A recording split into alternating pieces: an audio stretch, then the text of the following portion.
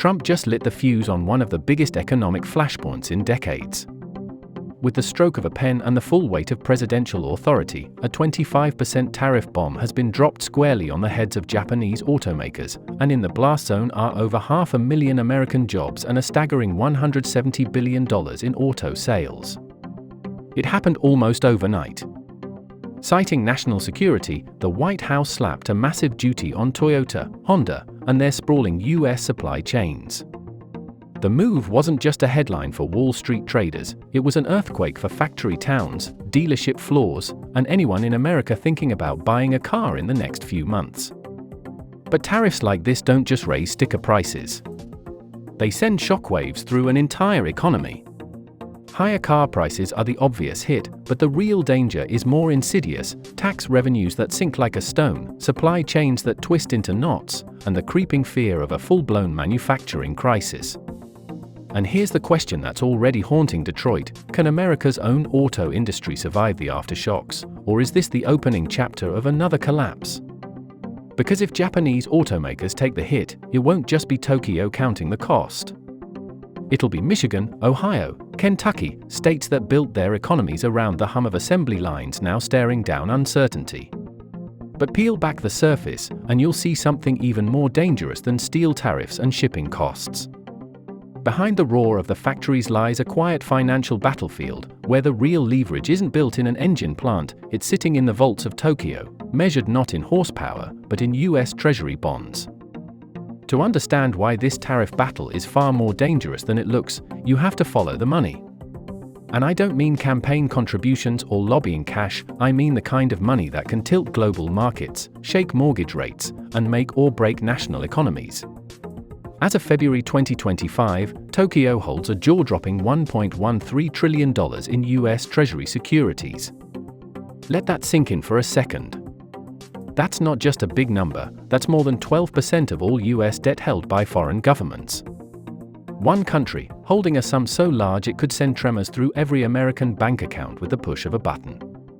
And just a few months ago, Japan's finance minister let something slip, or maybe it was a warning. He hinted that this massive stockpile of US debt could be a card on the table in trade talks with the Trump administration. Now, in politics, that's not idle chatter. That's like saying, we're holding the detonator, and we know exactly where the charges are buried. The timing was no accident. Just weeks before, a sudden sell-off in treasuries had pushed yields higher, spooking Wall Street and sending shivers through Washington. Investors whispered about the unthinkable: what if Japan actually sold even a fraction of its holdings? Here's what would happen: yields would spike. Mortgage rates would climb. Corporate loans would get more expensive. Credit card interest would creep up. And the American consumer, the engine of the US economy, would start choking on the cost of borrowing. And that's the hidden danger in this auto tariff drama. It's not just about where cars are built. It's about the invisible threads that connect Detroit to Tokyo, Wall Street to the Bank of Japan, and your next car payment to the health of the global bond market.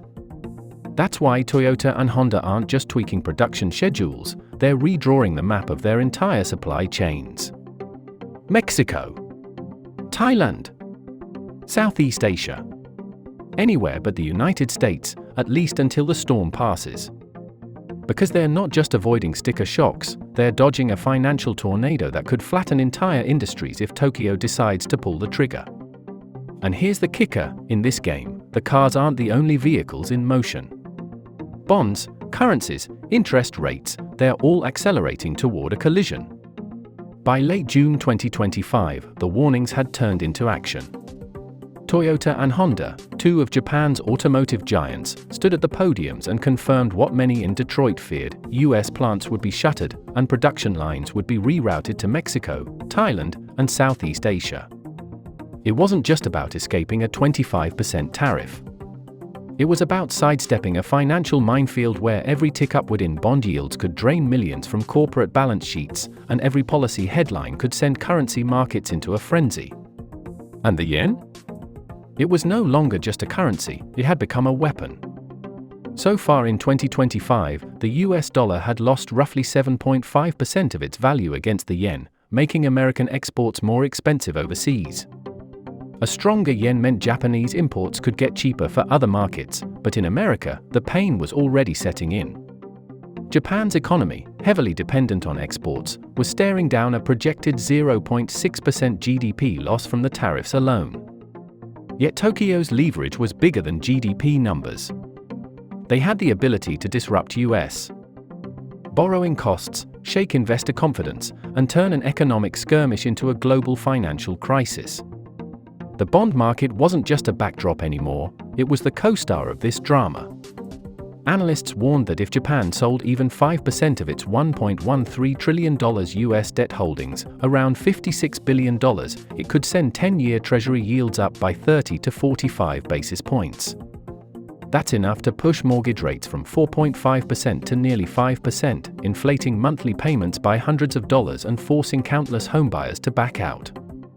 For corporate America, the hit would be just as brutal. Higher borrowing costs mean delayed projects, shelved expansions, and layoffs. The auto industry, already reeling from plant closures, would feel a double squeeze, fewer sales at home, and tougher competition abroad.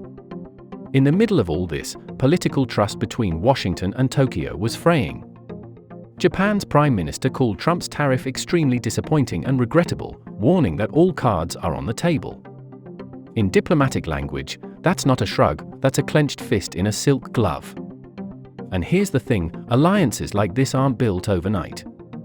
They're decades in the making, forged through wars, trade deals, and mutual defense commitments. But they can crack in a matter of months if the economics turn toxic.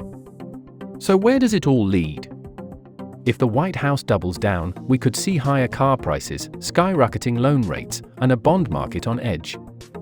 If Tokyo pushes back with financial countermeasures, the fallout could make 2008's credit crisis look like a tremor compared to the earthquake.